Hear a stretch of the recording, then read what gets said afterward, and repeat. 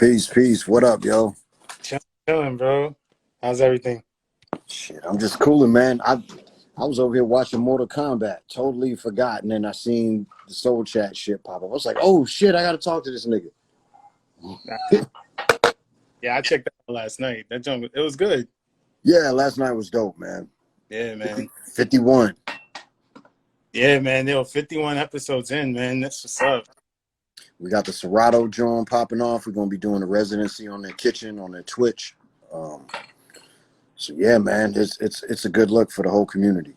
Yeah, that's what's up, bro. For real. Congrats to you for that. Shit, man, that's Antrix, man. Antrix made that happen. The not so seen Battle Lab cat. Uh, For real. honestly, outstanding human, man. Love that brother. Word. Yo, so let's get this started, man. Yo, everybody, welcome to episode 15, Soul Chat. It's dope. I'm glad you guys could come check it out. We have very special guests with us right now. We got the host of Session In, man, Slop FunkDust. What's going on, man? Peace, man. Just chilling, man. Thanks for having me, brother.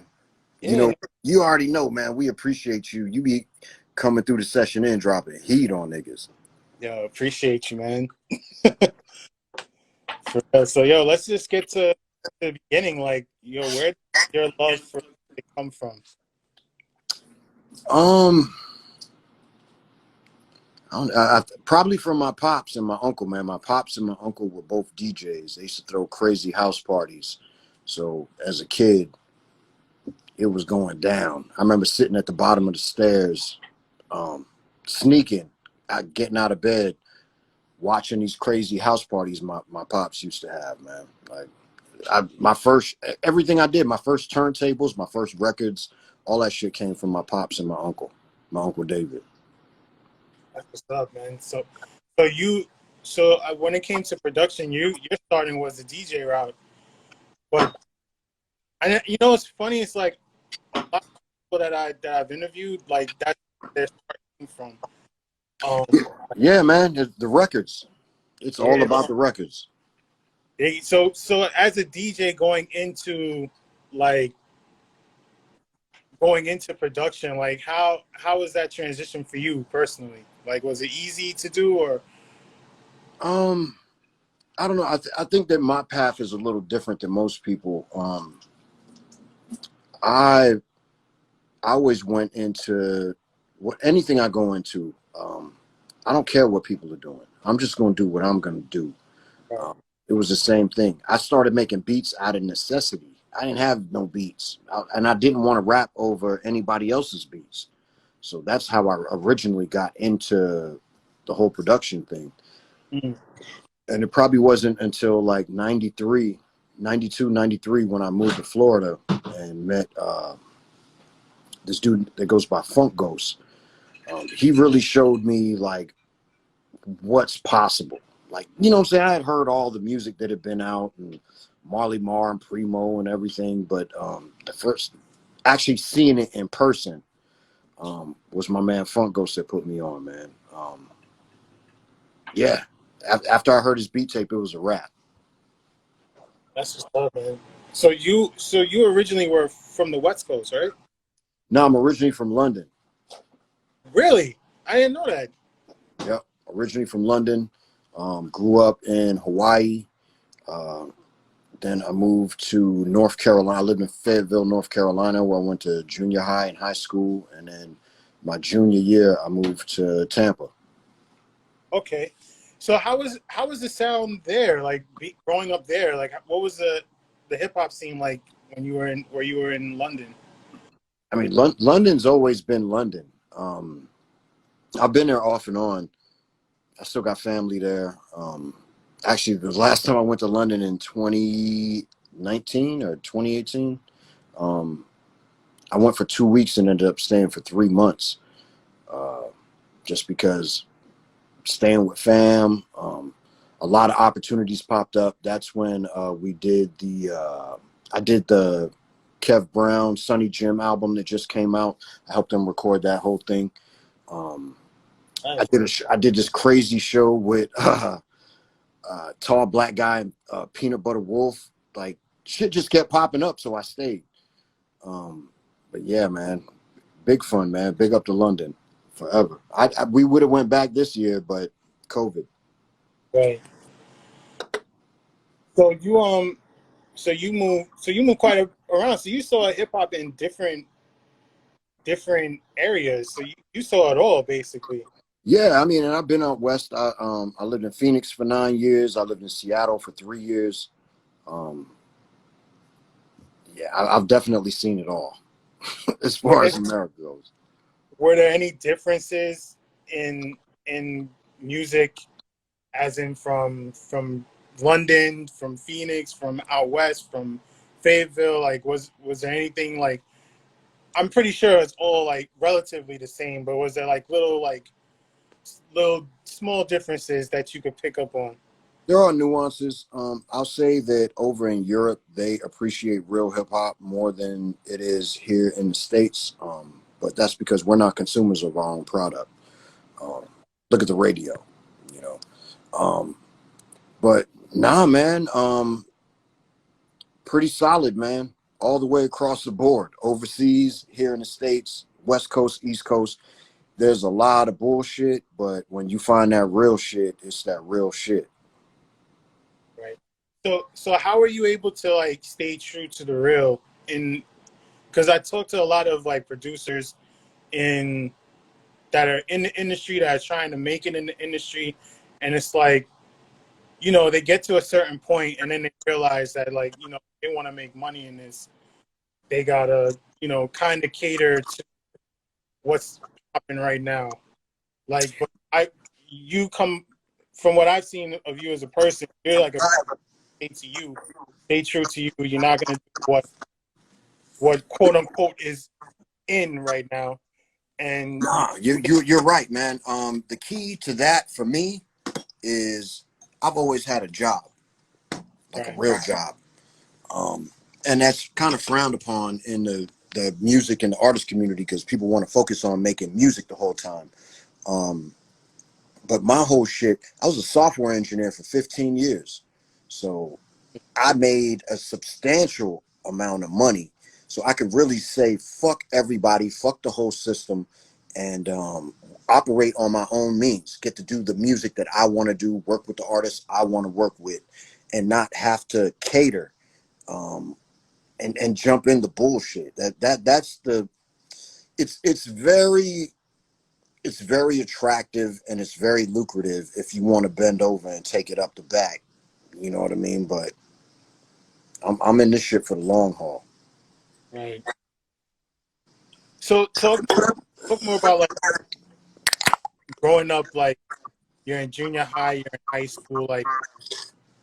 Like you said, your father, your uncle were DJing. You're trying to pick up everything from that. Like, when did you start doing your own?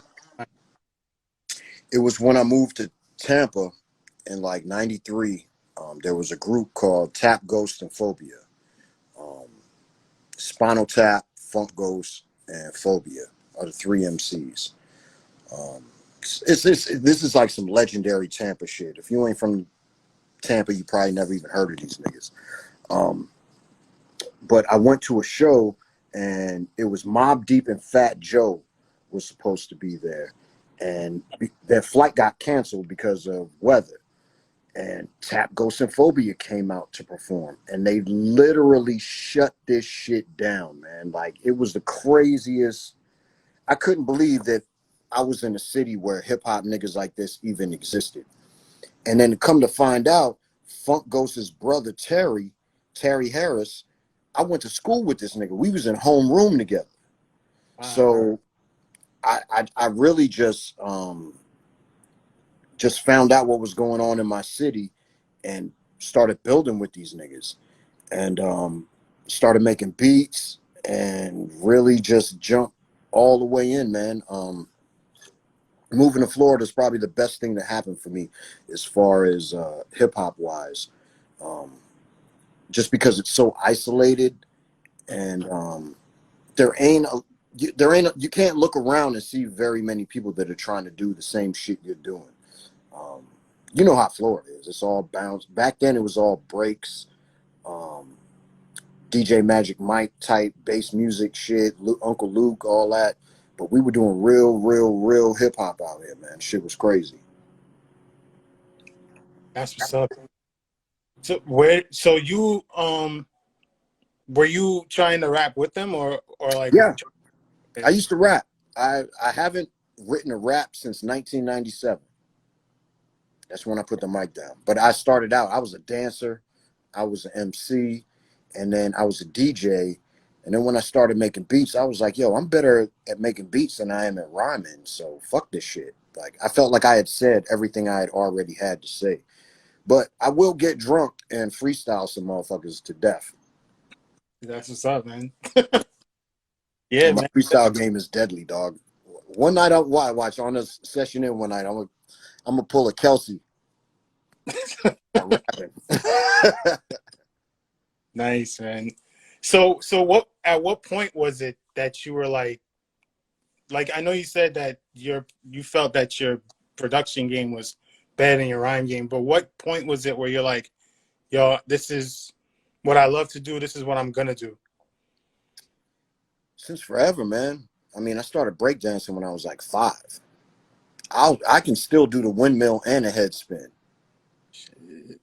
Like, no cap, for real. Nick, any of y'all out there want a b-boy battle? Let's do it. I will take y'all niggas out, dog. 1990 in this bitch. Nice. But as far as production goes, at what point was it where you were like, yo, this is what I'm doing for forever? Like, you know, like you said it was you got to a point where you felt that your production was better than your rhymes. So, like, what was the switch that made you feel that way? I don't even know what the switch was, man. I think that when my friends were telling me that my shit was dope and their shit was dope, I knew they wasn't lying to me. Right. Just like my homies really told me, like, yo, you got something. Like, keep going. Um, I was never whack on the mic, but like I said, man, I felt like I said everything that I had to say, and making beats and being a DJ, it was just easier. It's just way more natural.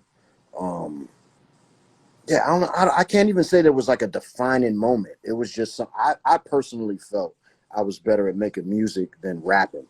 And the fucking rap market is crazy. Man, I ain't trying to be no fucking rapper, dog. Like, there's way too. I'm way too introverted to try to be a rapper. I can't. I don't want to deal with that many people. I, I hear that. And yo, shout out to everybody in the chat. The whole Session In gang is in here. It's Yeah, quacking. We are the beasts. Donnell Smokes. Come on. Like the yo, whole I see Session Jay, Matt Nasso, Mad In Cat. gang. That's what's up. If you guys have any questions, please don't hesitate to put it in the chat, and I would definitely ask. Um, Brown Jewel, what up? Brown Jewel. Everybody in here. That's what's up. Shade. So, so um, so now that you feel like you're at this point, you're like, yo, this production is what I want to do. This is my bread and butter right now.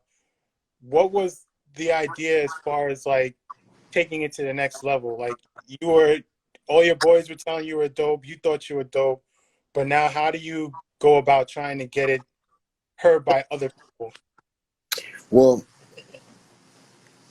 any song that I have out or any artist that I've worked with the exception of the cannabis record that me and Jay Biz did, um, I'm personal friends with them people. Like, we have a personal relationship. I just don't, like, you can't just hit me up and be like, yo, I want to buy a beat. Nah, Right. I'm not doing that. Like, this ain't an open market. Um, Everyone that I've worked with, I have a personal relationship with them. Um, and that's just how I operate, man. That's just how I get down. I'm not really with all the glitz and glams and names and all that. If I really fuck with somebody, I'll reach out to them and try to make it happen. And if it doesn't happen, it doesn't happen. It's no spilled milk. But yeah, that's my thing. I have a personal relationship in every fucking song I ever put out. Every artist I ever worked with. You can't put a dollar amount on this. This shit don't. I don't know, man. I think that if I would have been open to that type of way, I'd probably be on one of these tracks where you see like 6 producers on a Drake record. Like, I don't got time for this shit, man. Right. I'm just gonna do what I do, and if people like it, they like it. If they don't, they don't. I really don't care. I make my art for me, so I think that's really all I got on that, man. I do what I do for me. That's what's up, and that's numero uno when it comes to the production game, man. If you gotta like it before anybody else does. Yep. So if you trying to chase sound or whatever and not staying true to yourself, it's in the music that you're making. Well, look at the session in. I ain't on there playing beats every week trying to make it the Slop FunkDust show. You know what I'm saying? It ain't about me, man. I'm really about the music, man. I'm about the music first. I love when niggas show up and play shit. But man, I can't keep up with these motherfuckers, man. I really can't. I can't keep up with you, nigga. Nah, chill. Y'all boys is wild out here in these streets, man. And yo, them dudes is something different for real, man.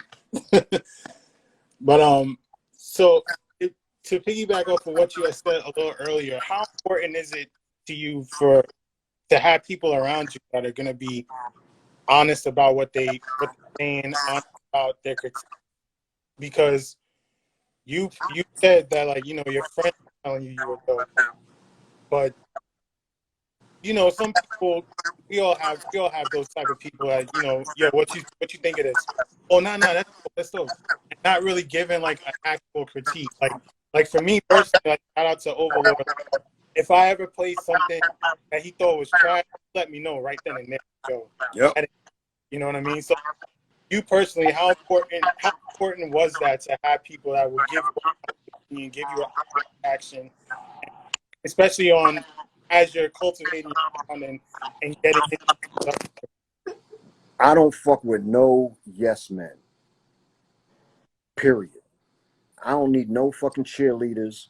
I don't need nobody in the background trying to big up some shit that they really like don't even fucking know what the fuck is going on. When I say like my friends told me my shit was dope, it's my real personal peers who have told me my shit was whack. These motherfuckers saw me grow. I think that's the most important thing, man. I'm at my homeboy Matt Nasso's crib right now. Original motherfucking Beat Fanatic co-founder. It is what it is, man. Like, surround yourself with people that are going to be honest with you. If you surround yourself with people that are just going to tell you, yeah, man, fuck them. Fuck all of them. I want the hard nose. I want niggas to be like, yo, that snare, that shit was not slapping, dog. Or that bass line's out of key or something. Constructive criticism. And that's the thing, too. You got to be open to accept the truth and grow and get better. Most of these niggas, man, they don't give a fuck about none of this shit. As soon as you tell them, like, I wasn't really feeling it, man, they cut you off and don't even talk to you ever again because you had an honest opinion. Right. That's my main thing, man. Honesty and just being true, man. Being true to what the fuck. We all in the same art form. We all love the same thing. We all got the same goal. Yeah, everybody wants to be rich, but what are you willing to give up to get there? You gonna kiss ass and brown nose and nah, dog. I can't sleep at night doing that shit. Nah, that ain't so. You gotta have people around you that are definitely gonna tell you and not try to, because they think that you going somewhere. Now they just want to be like, yeah. When look at the session in, man. We ain't letting niggas slide. Look at Overlord Radio. They are brutal. We are not half as brutal as Overlord Radio. Kelsey will blow out a candle on your motherfucking ass. That shit is crazy, dog.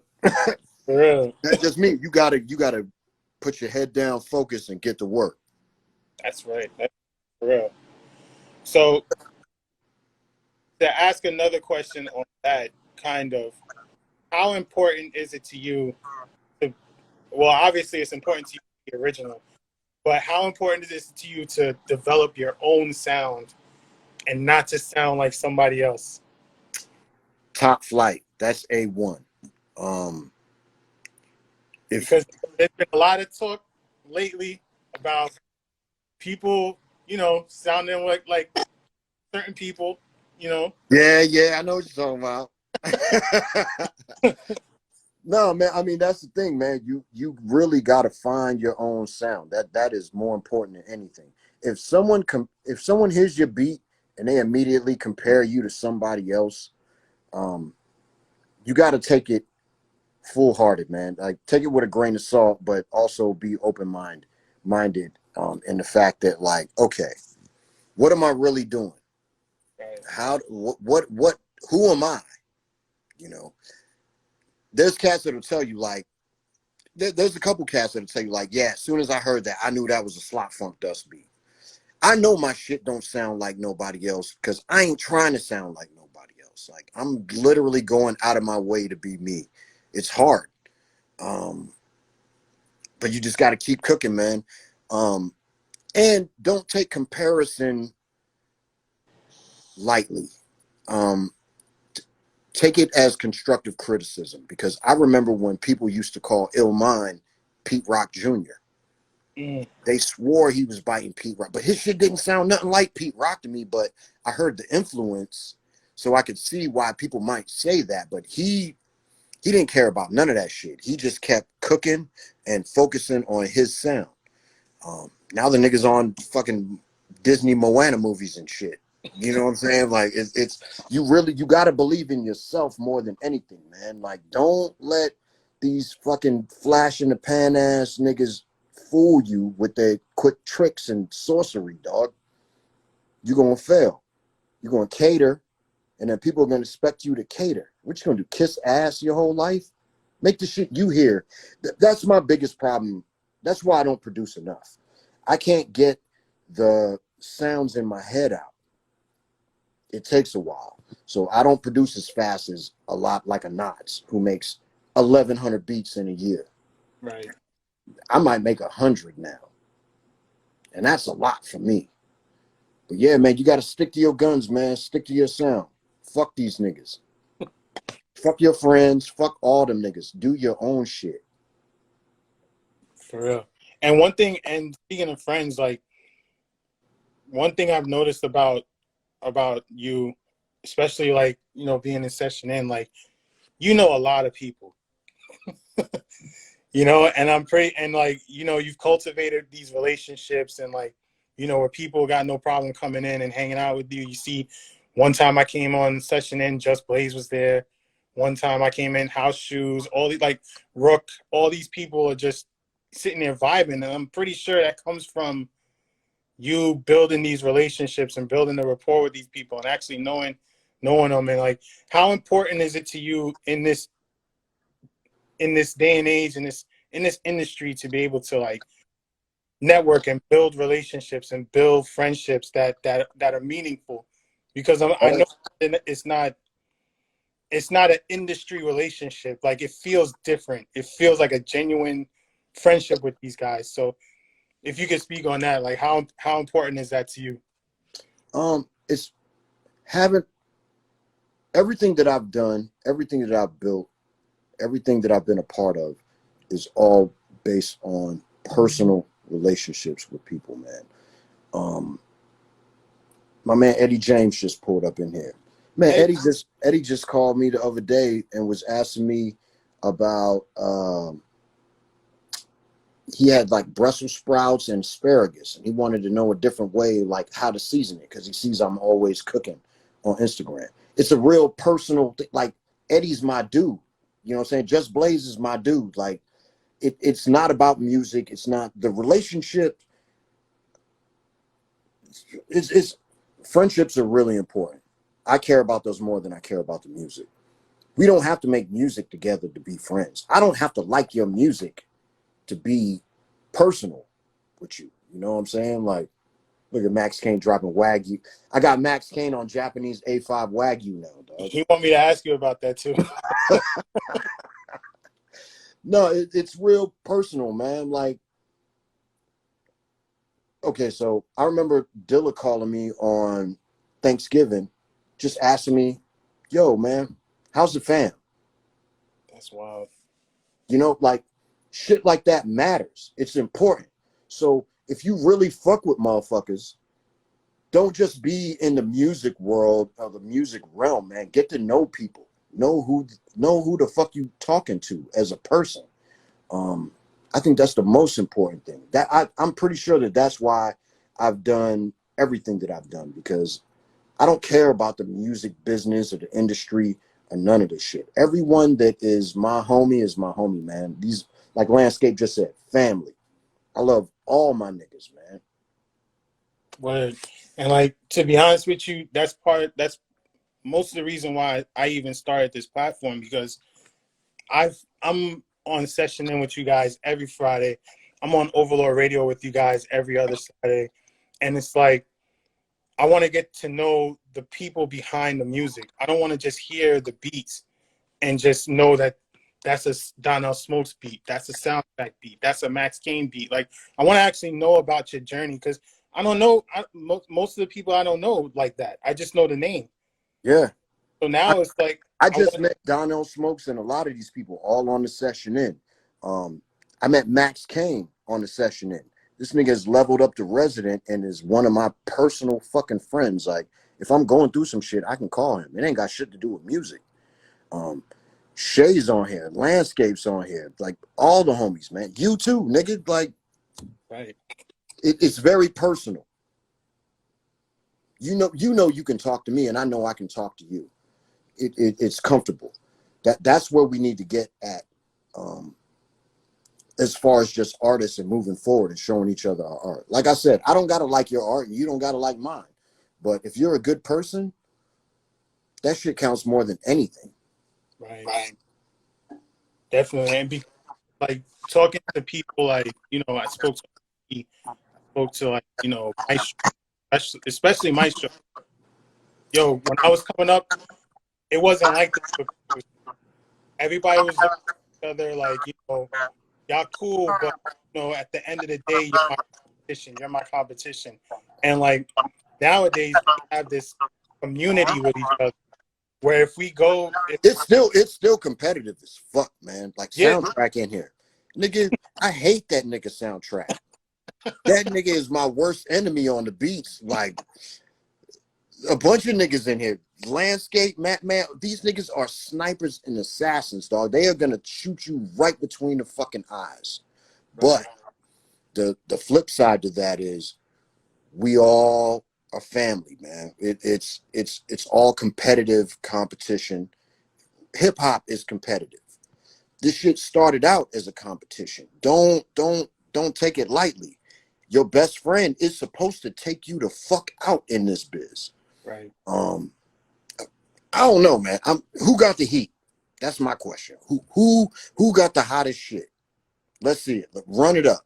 Because you either gonna run it up or you're gonna get shot down. Right.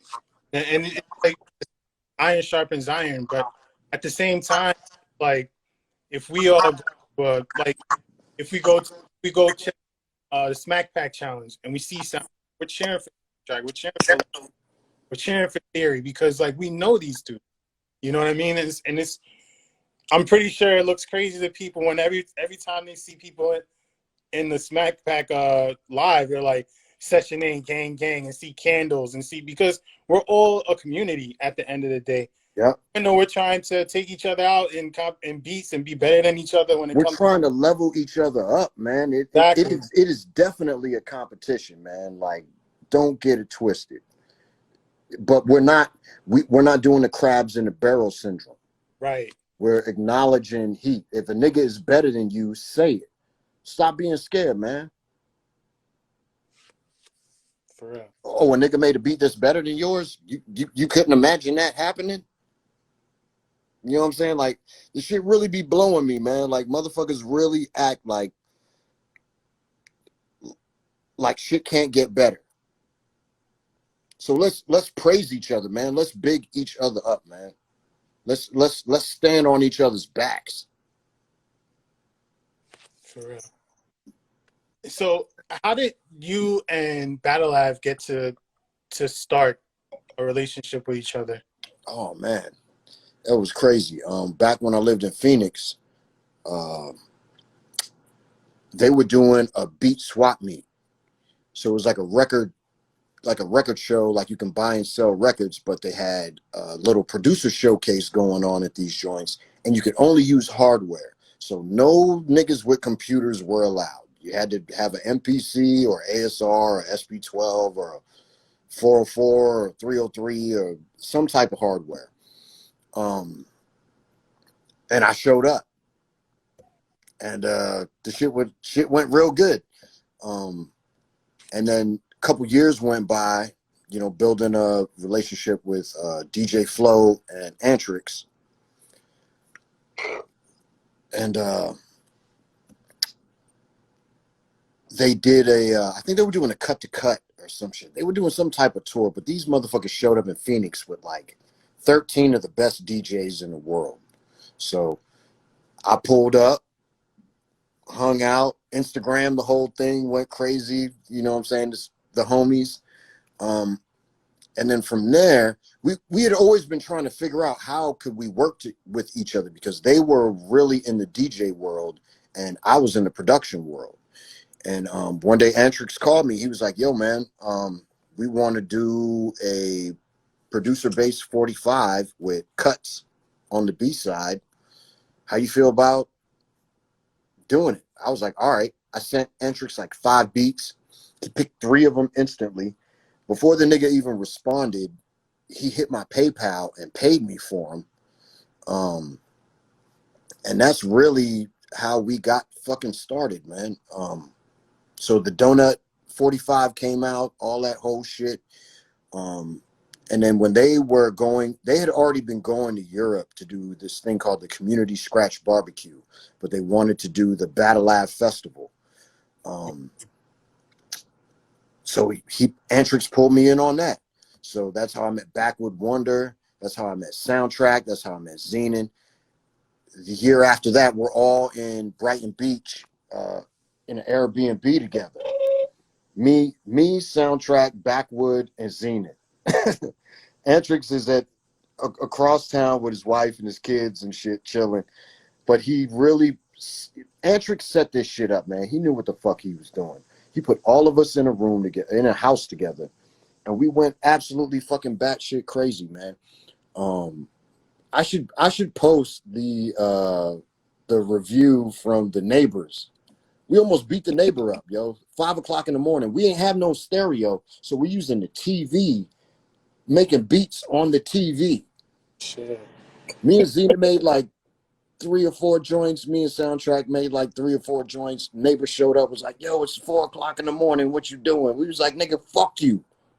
Get the fuck out of here before we beat your ass. Man, we almost threw this nigga off the porch. And I don't even want to incriminate no niggas, but yo, this shit was the first night we even got there. This shit was wild, dog. Like drugs, bitches, fucking crib was crazy. This shit was insane, dog. Like we all built on a personal level before we even knew like what we were doing the next day. Like I said, man, big up to Antrix, man. Antrix made this whole shit happen. And then so we did the Battle Avenue Festival 2 years in a row in Brighton Beach. And then we were supposed to do it last year. We were going to bring it to the States. We had Bandcamp headquarters in Oakland booked for this shit, but COVID shut everything down. And then from that, me, Soundtrack, Zenon, Chris, Backwood, and Antrix were like, yo, like, let's just jump on a Zoom call. Like, we haven't seen each other in months. All our shit is canceled. I fucking love y'all and I miss y'all. What are we doing? And then we figured out that we could play beats, like we could line in and you could hear my shit through your speakers. And that's how the fucking session in started, really. Just us kicking it. Then we invited Spawn, Illustrate, J Biz, and Spec, and the rest is fucking history, man. And it's fucking 51 episodes later. It's actually 55 because we done the UK, Canada, Brazil, and Chile. We still working on Germany and Japan. That's crazy, man. Y'all took just a simple, let's just hang out, and it Play my beats for my friends. That's literally how this shit started. And it turned into global gang, global sessioning gang. That's what's up, man. And again, that's the community, man. And to what you were talking about earlier with building personal relationships is more than just playing beats, friends hanging out. Well, no, I was an A&R at Raucous Records from 2006 to 2009. I've done Beat Society for 15 years. I've built a lot of relationships and helped a lot of people build bridges. It's kind of, that's what I really proud myself on, not on my musical accomplishments or whatever fucking placements I got. I'm more proud of bringing people together and building community. And the fact that we started Session In from the ground up, man, this is honestly like the thing I'm most proud of. That's what's up. And salute to you, real, for being there and doing everything and bringing everybody together. Because just from that one day, just like literally a whole community. I don't know if you meet me, if you meet Overlord, if you meet Kelly, if you meet whoever, all y'all, every last one of y'all, man. We can't do Session In without y'all. It Session In doesn't exist in a vacuum. We need the community. So we got to give back to y'all, man. And that's why we just got this partnership with Serato doing a residency on their kitchen. We're gonna bring some of our residents, but we're gonna bring the homies in too, man. We not fucking around. And niggas is gonna get paid hundreds of dollars for playing their beats and cooking up. We don't if we get paid, y'all get paid. That's how it works. That's the model, man. And I really learned that from fucking with Antrix and Battle Avenue and DJ Flow and Backwood Wonder, man, and Soundtrack and Zenith. They've been fucking with. That's the backbone of Battle Ave, man. I can't give my niggas enough credit. I really can't. That's what's up, man. That's so dope, bro. For real. Salute to you, to the whole Battle Ave. Everything that you see, one person did not do this. It's a team, man. A very well-oiled, orchestrated team, man. We talk to each other daily. So, anybody out there that, you know what I'm saying, you trying to get your shit cracking, get your team together and y'all communicate, man, and be real with each other. That's my hard finish. Yo. So now we're getting into the staple of the show. I know, shout out to everybody in the chat. You know what time it is. It's time for Over Up. So I ask you 3 questions. It goes for overrated, underrated. So you're gonna answer 3 questions. The first one is, in your opinion, who is the most overrated and underrated producer of all time? Man, I was gonna say the most overrated would probably be Swiss Beats. But going back and looking at the DMX catalog, the beats ain't even like super fire. They're just immaculate, great songs. That shit is hard. So I can't even give Swiss that title no more, man. I will say, I don't even know, like, producers, man. Like, fuck. Who's the most overrated or underrated? I don't know. Niggas still sleeping on Alchemist, man. Like, how can I say who's the most over or underrated? Right. I will say this. I don't fuck with Talib Kweli at all. Really? That's some rap shit. But Okay. as far as producers go, I don't even know, man. Fuck. Who's the most overrated producer right now? We've had Lex Luger on here. Somebody said that before. Max Kane just said DJ Khaled. DJ Khaled, if he's even a producer, like. Nah, I don't even consider him a producer. He ain't making none of them fucking records. This nigga ain't do the hi-hat on that shit. Jock Retro said 7 Son. Why you slandering your dude, dog? Oh man. Yeah. So it looks like the chat is agreeing with Khaled. So I guess we go with Khaled. We could call that. I want to hear some shit he actually like did the kick and snare on and the bass line and the synth. If he's even. Eddie says Scott Storch. Nah, man, Scott Storch is a fucking legend and a dream, man. I hope to work with that motherfucker one day, dog. I wish I could be like, yo, do this, like do some weird shit, and then that motherfucker just play it. His addiction had him fucked up in the game for a long time, man. But you can't take away from that brother's talent, man. He's fucking crazy. Right. Big up to Scott Storch. He's not overrated or underrated. That motherfucker's a legend. Did he? Diddy ain't produced shit. Did he? Screaming to the majors to, you know what I'm saying? Like, man, fuck Puff Daddy, dog. Ciroc is made out of slave tears. That nigga ain't overrated or underrated. That nigga's trash. For real, especially Black Rob out here making half of a GoFundMe to stay alive. And it ain't Puffy's responsibility to take care of niggas. But Jesus Christ, dog. And there's a bunch of stories that you can speak. It's not one. That's the set. You want to pick Shine? You want to pick Loon? Yeah. Pick Craig Mack? You want to keep going? Like that's when it's one person. All right, maybe whatever. When you have a record, a track record of doing that, that's trash, man. I don't know, man. I hope I get Puffy money one day.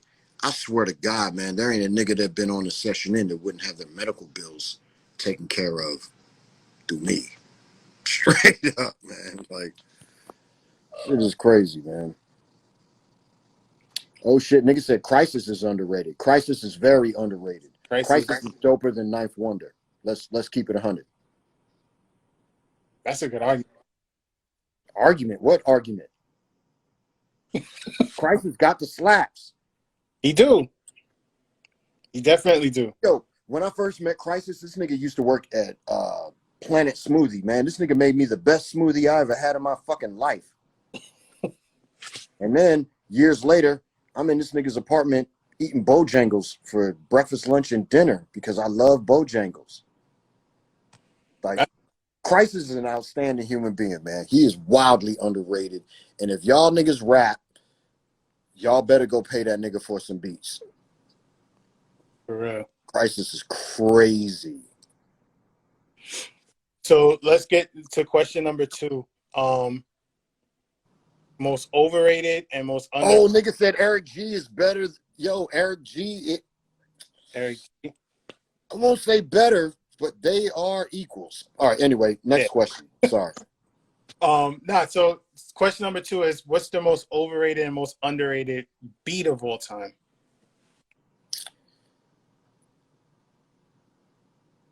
I don't know, but I feel like Jay-Z Takeover is a little overrated. And I feel like Nas Ether is like the worst beat I ever fucking heard. Right. I, Um, yeah, when I think about it, yeah, I'm stick to my guns. so what about an underrated beat? It could it could be personal preference. Underrated beat would probably be shit. What's a fucking fire ass beat that motherfuckers ain't really fucking with? Um, Maybe some shit like Richard Gere. Okay. You know what I'm saying? Some real obscure hip hop shit. I don't even know, man. I don't know, man. I don't underrate anything. I rate everything Right. uh, from 0 to 10. You know what I mean? Even if it's a 0, it's still rated.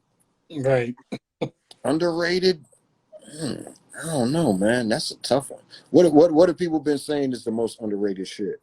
But we've had Black Milk's beat tape that he dropped Oh, that's blasphemy. as underrated, as in people aren't getting showing it enough love. Okay, okay. Nah, So man, Black Milk's that, crazy. yeah, Black Milk is a monster. I don't think that there's a Black Milk beat that exists that I like genuinely don't like. Right. Shit is crazy. That's the homie too, man. Big up, Black. Love you, bro.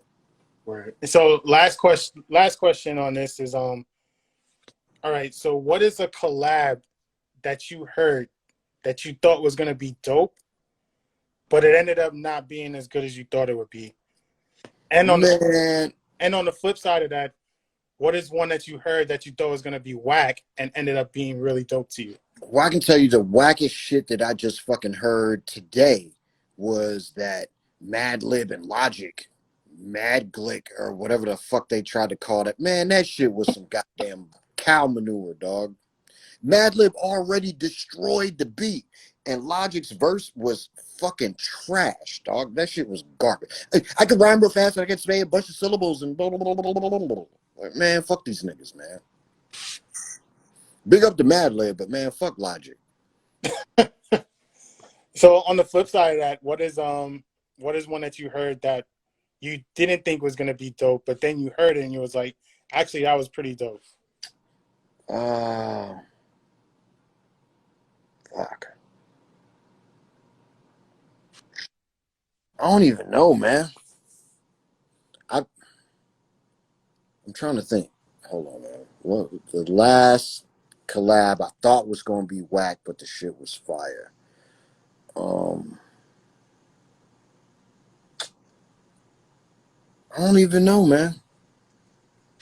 We've had Run the Jewels. Oh man, Run the Jewels is fucking trash, dog.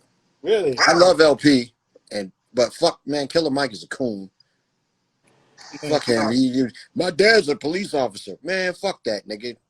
I don't give a fuck about none of that shit. I got a homie that's a cop. Fuck that nigga too, dog. Defund the police. Let me say that. Right. Mm. Who else they said though was We've had that's no, it's tough. I'm trying. I do want to say this though, man. Um, Rest in peace to Shock G. Right. I've known Shock G since I was 17 years old, man. He is my OG for real, man. I got the opportunity to be on tour with him with the Perceptionists, Acrobatic, Mr. Lift, and Fax One, our session in homie, back in like 2004. He's an outstanding human being, man. We really lost hip hop general. Oh shit! Eddie James said the El Zion Crisis joint. Yeah, Yeah. that's on my list of. I thought it was going to be better. Yeah. But yeah, man, big up to Shock G, man. This shit really hurt. That one really hit home, man. And for y'all that don't know, Shock G went to Chamberlain High School in Tampa. He's been out here since forever, since before he went to Oakland and did Digital Underground and all that. And big up to 88.5 FM out here. We still got the Kenny K studio. Kenny K is the nigga that put Shock G on out here back when he was a teenager. I think he was like 16, 17 years old, man. Kenny K is the original DJ for Digital Underground. Wow. So, man, big man. We really Tampa really took a L with the passing of Shock G, man.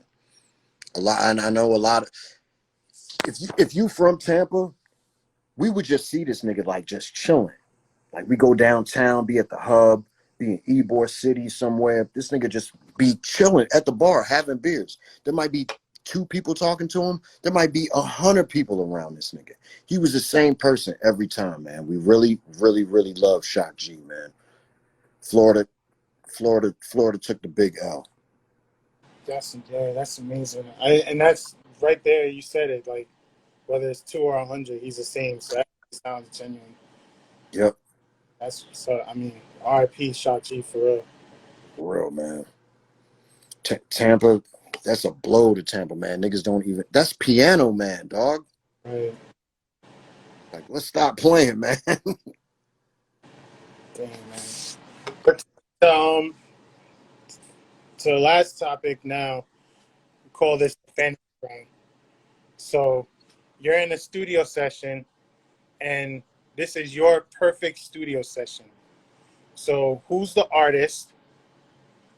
Who's the rapper? Who's singing the hook? Who's producing the beat? Who's engineering the beat, the session, and what label is it going to come out on? I'm producing the beat. Young Guru is the engineer. We putting this shit out on fucking Bandcamp or Battle Ave at the Ave Records, right? It's Ghostface, Noriega, and who the fuck is it? Ghostface, Noriega.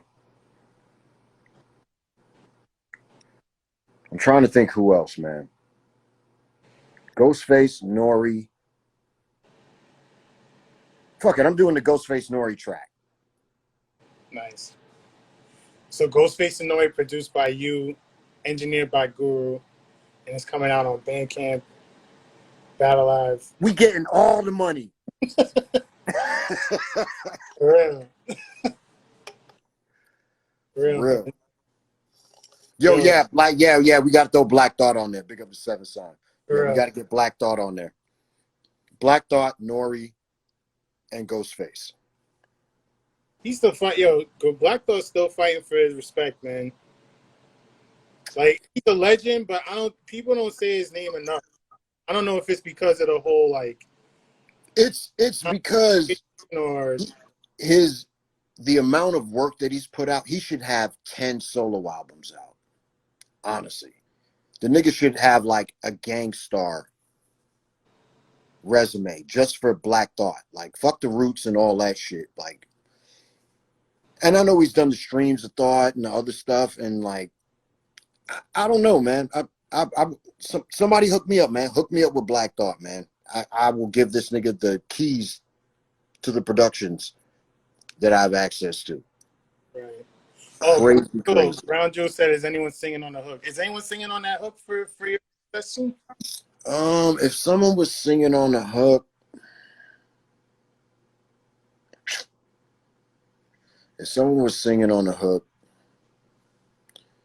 damn, I know some.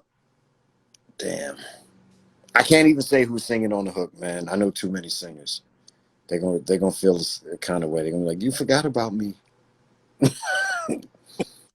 Nah, ain't no singing on the hook. We doing cuts. Fuck that. Straight cuts for the hook. Primo style. Straight cuts on every joint on the whole album. Nice. That's what's up, man. But yo, Slop, thank you for coming on, man. Thank you for taking some time out and chatting it up with me. I've learned a lot, not just about you, but like a lot about like, your journey, your principles, definitely, which is dope. And for real, everything that you do for Battle Lab and for Session In and for hooking everybody up to hosting and staying up till 2, 3, 4 in the morning, listening to beats all night and just vibing, like, much appreciated, man. I'm glad I was able to, like, reach out to you and you accepted and we were able to give you flowers, because definitely you've done a lot for hip hop, and you've stayed true to yourself doing it, which is even better. Bro, you have done a lot for us on Session In. You be showing up, you be tapping in and showing out. Everything I do is because of you and all our homies. We got a lot of mutuals. We that's how we roll, man. We roll with real stand-up guys. We don't fuck with no fake niggas. Right. And that's how we got to keep it moving, man. So big up to you and big up to this. That's why I came on, man. I was honestly honored when you asked me to come on here, man, because you've been interviewing some niggas. You asked a real hard question. There ain't no goofy ass question. What project are you working on? What's coming out next? Like, it ain't none of that bullshit around here. You know what I'm saying? So salute to you, my G, for real. Yo, I appreciate that, man. Thank you, for real. Like I said before, I saw you guys doing what you were doing. I saw Overlord and Kelsey doing what they were doing, and all these producers are playing dope beats, and you're hearing it, but I just wanted to create a platform where we could get to know the person behind the music, and yeah, that's pretty much where it started, and I'm glad that we were able to have all the people we've had on there, and I'm glad to have you on here as well. So, Man, if you want to reach out to anybody that I know, let me know. I'll personally reach out to them and we will get them on here, dog. Because niggas need to talk for real. Like, niggas need to hear the truth. No yes man Johns. Run it up. appreciate that, definitely. Well, yo, guys, this was episode 15, a dope episode with my man Slop. Thank you, everybody, for checking in. I saw Overlord come in, Blackheart, Landscape, Eddie, Donnell was here, Jay Clyde, whole Session In gang, Brown Jules, Max Kane. If I That's your name, Gang Gizzy. I apologize, but the whole Session In gang was in here. That's what's up, man. Yo, next week we got a dope guest. I don't want to let the cat out the bag who it is just yet, but it's very, very dope. You definitely gonna want to check it out. Bigger than me. Nah, nobody bigger than anyone else, man. Definitely nobody bigger than anyone else, man. Nah, I feel you, man. I'm just fucking around. But yo, hope you guys have a great rest of the night. Global Beat Cypher tonight. Everybody check that out if you get a chance. Check out Man. Global Big Beat up to Cypher. Filthy Drummond, Dr. Elliot Gann, man. Y'all definitely check out today's Future Sound. For real, dope. And yo, we out, man. Enjoy the rest of y'all night. Yo, I love y'all. Peace. All right, man. Peace.